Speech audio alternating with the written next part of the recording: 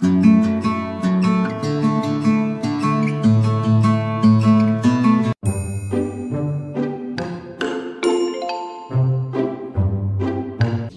nyo mga kapatid, kinakailangan ang isang tao ay laging nagtitake ng beer.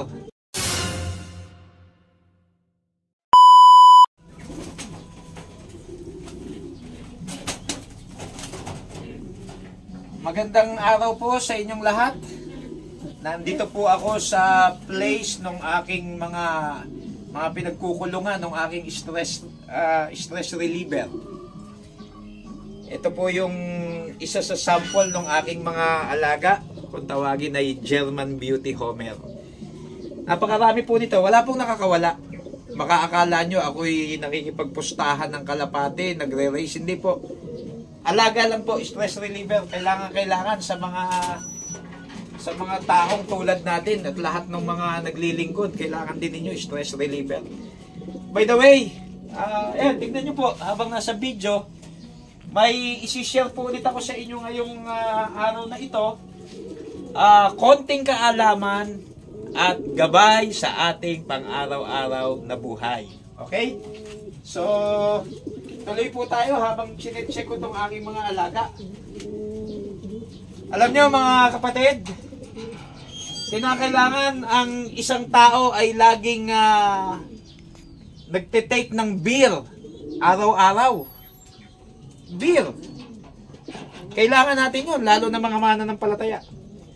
By the way, ito, isa sa anak ng aking alaga. Pagka po medyo lumalaki na yan, sinusubuan ko pa. Inaayudahan ko para hindi mahirapan yung magulang. Okay, balik tayo doon sa ating usapan. Dapat ang mananampalataya nagbi-beer araw-araw. Pastor, ano ibig mong sabihin? Beer? Opo, capital B-E-E-R, beer.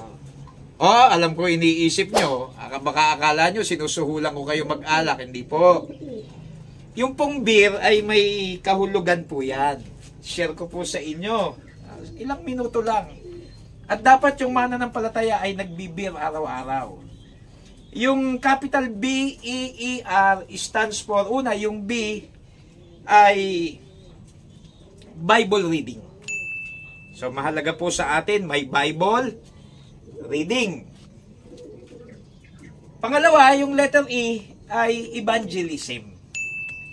Siyempre, bilang mananampalataya, tinawag tayo ng Diyos na mangaluluwa kung paano tayo ay nabahaginan din, kaya tayo naligtas. Paggamit tayo sa Panginoon. So, B, tapos E, Bible reading, evangelism. Pangatlo, letter E ulit ay effective prayer. So, lagi tayong mananalangin, hindi pwedeng hindi. Talagang magiging bahagi dapat ng buhay ng mananampalataya ang nananalangin. At ang pananalangin, hindi yung maganda lang kalagayan mo. Kahit maraming bagyo ng buhay, pagsubok, suliranin, karamdaman. Inaasahan ng Diyos na tayo ay mananalangin. So, Bible reading, effective prayer, evangelism. Tatlo yan or evangelism, effective prayer. Yung huli po nung beer, yung letter R ay repentance. Kasi hindi naman po tayo mga perpekto kahit mga mananampalataya, kahit papastor. Nagkakamali tayo, sinadya man o hindi, malaki man o maliit. Importante na tayo ay merong repentance sa araw-araw. Bakit? Kasi malinaw sa Psalm 66:18, if I regard iniquity in my heart, the Lord will not hear me. So, mahalaga po araw-araw na papalinis natin ang ating puso sa Panginoon. Kaya inuulit ko, dapat ang mga mananampalataya nagbi-beer araw-araw. Hindi yung beer na alak ang tinutukoy ko, kundi yung Bible reading, effective prayer, evangelism, at repentance. Mananampalataya, nagbi-beer ka ba araw-araw? So I hope kinapulutan nyo ng konting aral. Ano po? Muli, ito po ang inyong lingkod, ang Pekeng Kano. God bless you all.